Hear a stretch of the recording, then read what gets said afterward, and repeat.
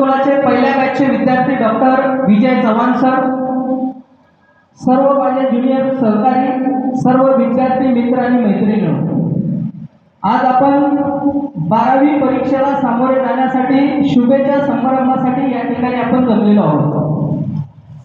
हा कार्यक्रम सुख आणि दुःखाचा आहे.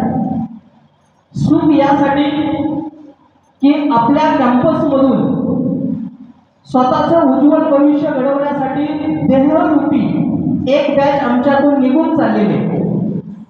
दुःख यासाठी की एक अतिशय चांगली बॅच आमच्यातून निघून चालल्यामुळं दुःख आहे, परंतु आपला स्नेह असाच कायम राहील. त्यामुळं सुख आणि दुःख असा मिलाप असलेला हा कार्यक्रम आहे. जीवन जगत असताना आपल्याला यश येणार आहे, अपयश येणार आहे. यश आल्यानंतर आपण होराळून जायचं नसतं आणि अपयश आल्यानंतर खचून जायचं नसतं. यशस्वी कुणाला म्हणायचं? जीवनामध्ये जगत असताना यशस्वी कुठल्या व्यक्तीला म्हणायचं? तुमच्याकडे किती कोटीची गाडी आहे, किती बँक बॅलन्स आहे, याला तुम्हाला यशस्वी म्हणत नाही. ज्यावेळेस तुमच्या सहीचं रूपांतर ऑटोग्राफ मध्ये होतं, if our signature is turns into autograph, त्यावेळेस त्या माणसाला यशस्वी म्हणायचं. हे डॉक्टर APJ अब्दुल कलामांनी सांगितले.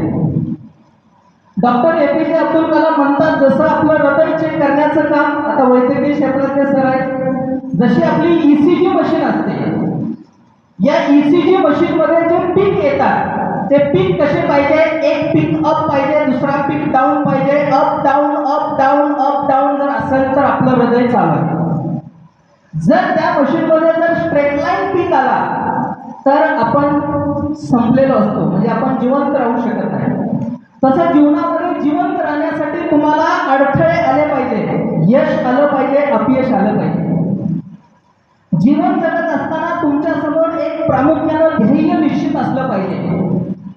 Argument of aim is the half done, म्हणजे तुम्ही नुसत्या ध्येयाची चर्चा जरी केली तरी तुमचं निम्म काम झाल्यासारखं असतं. असंच एक ध्येय 25 वर्षापूर्वी जाधव सरनी बघितलं होतं. आपल्या मुलीला दुसऱ्या एका शाळेमध्ये झालेला अपमान किंवा चुकीची वागणूक सहन न झाल्यामुळे स्वाभिमान दुखावला आणि त्यांनी एक स्वप्न बघितलं 25 वर्षापूर्वी की या पंढरपूर क्षेत्रामध्ये आपल्याला एक असं शैक्षणिक संकुल काढायचं आहे की त्या शैक्षणिक संकुलामध्ये आपल्याला विद्यार्थी घडवण्याचं काम करायचं आहे. त्यासाठी त्यांना प्रचंड यातना झाल्या, प्रचंड कष्ट करावं लागलं, परंतु जाधव सर कधीही पाठीमागं सरत नाही. कालच त्यांचा 66वा वाढदिवस झाला. Age is the only number, वय हा फक्त आकडा असतो. तुमच्यामध्ये जर ध्येय शक्ती असेल, आजही जाधव सर प्रत्येक गोष्ट नवीन शिकण्याचा प्रयत्न करतात. पाठीमागच्या 3-4 महिन्यापूर्वी पेट परीक्षा होती, पेट म्हणजे PhD साठी. आम्हाला बोलवून सांगितलं की तुम्ही ते पेट परीक्षेची एंट्रन्स द्या, आणि त्या परीक्षेत जाधव सरांनी 2 विषयात पेट परीक्षा दिली. सर परीक्षा पास झाले आणि त्यांचा प्रयत्न होता की आपल्याला आता या वयामध्ये आपल्याला PhD करायची. त्यांच्या जर आपण डिग्र्या बघितल्या, MA, B.Ed, LLB, DLL, LW, MJ, DSM, त्यांच्यापेक्षा मॅडम कमी कुठंच नाही. जसं महात्मा फुलेंनी सावित्रीबाई फुलेंना पाठिंबा दिला, तू शिक मी आहे पाठीमागं, तसं जाधव मॅडमच्या पाठीमागं भक्कमपणे साथ दिली जाधव सरांनी. आणि हे सगळं शिक्षण दोघांचं लग्न झाल्यानंतर पूर्ण केले. जाधव मॅडमचं सुद्धा शिक्षण MA DPED आहे, LLB आहे, MSW, DSM, CHIR. म्हणजे तुमच्या समोर ध्येय पाहिजे. ज्या गावाला जायचं आहे त्या गावाचा जर रस्ताच माहीत नसेल तर त्या गावाला आपण कधीही पोहोचू शकत नाही. म्हणून तुम्हाला जीवनामध्ये काय बनायचं आहे याचं ध्येय तुमच्या पुढं निश्चित असलं पाहिजे. नुसतं ध्येय तुमचं निश्चित आहे, मला IAS व्हायचं आहे, पण त्या दिशेने तुमचा प्रयत्न असणं गरजेचं आहे. म्हणून दुसरी गोष्ट महत्वाची आहे, तुमच्याकडे हार्ड वर्क करण्याची क्षमता पाहिजे. या जगामध्ये जेवढी लोक यशस्वी झाले, कोणीही दैवी चमत्काराने यशस्वी झालेला नाही. ज्या माणसाच्या मनगटात आणि छातीत रग आहे, कष्ट करण्याची ताकद आहे, तीच लोक या जगामध्ये किंवा या पृथ्वी तलावामध्ये यशस्वी झाले. आता हार्ड वर्कचं मी एक एक्झाम्पल नेहमी तेच एक्झाम्पल मी सांगतो. क्रिकेट जगामध्ये होऊन गेले, पण सचिन तेंडुलकरलाच फक्त भारतरत्न पुरस्कार दिला. म्हणजे वयाच्या 40व्या वर्षी सचिन तेंडुलकरला भारतरत्न पुरस्कार भारत सरकारनं सन्मानित केला. कारण त्या व्यक्तीचं कर्तृत्वच इतकं महान होतं की त्याचा सन्मान करणं भारत सरकारला योग्य वाटलं आणि रातोरात कायदा बदलून सचिनला भारतरत्न पुरस्कार दिला. पण सचिनला भारतरत्न पुरस्कार का दिला तर सचिन तेंडुलकरची त्या मागची खूप मोठी तपश्चर्या आहे, हार्ड वर्क.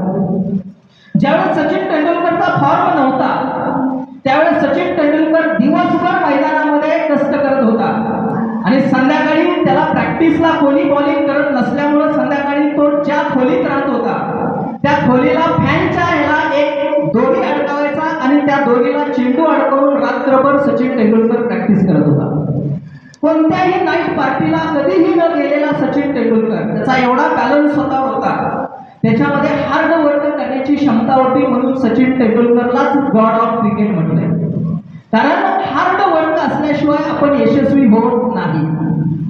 तुमचं ध्येय निश्चित झालं, तुम्ही हार्ड वर्कही करताय, पण तुमच्यात जर सेल्फ कॉन्फिडन्स नसेल तर आपल्याला ते यश मिळवता येत नाही. म्हणून तुमच्या मनामध्ये आत्मविश्वास हा खूप पाहिजे. त्या आत्मविश्वासाच्या जोरावर तुम्ही इकडचं जग तिकडं करू शकता. आत्मविश्वासाच्या जोरावर मी तुम्हाला अजून एक एक्झाम्पल सांगतो.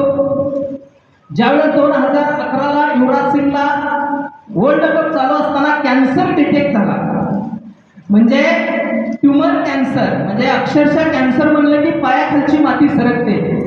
पण त्या सचिन तेंडुलकर, त्याचा जो गुरु आहे, सचिन तेंडुलकरला विजयी गिफ्ट देण्यासाठी स्वतःला कॅन्सर आहे, यात आपला मृत्यू होऊ शकतो हे माहीत असून सुद्धा युवराज सिंगनं मैदान सोडलं नाही. मैदानामध्ये रक्ताच्या उलट्या झाल्या पण त्यानं मैदान सोडलं नाही, कारण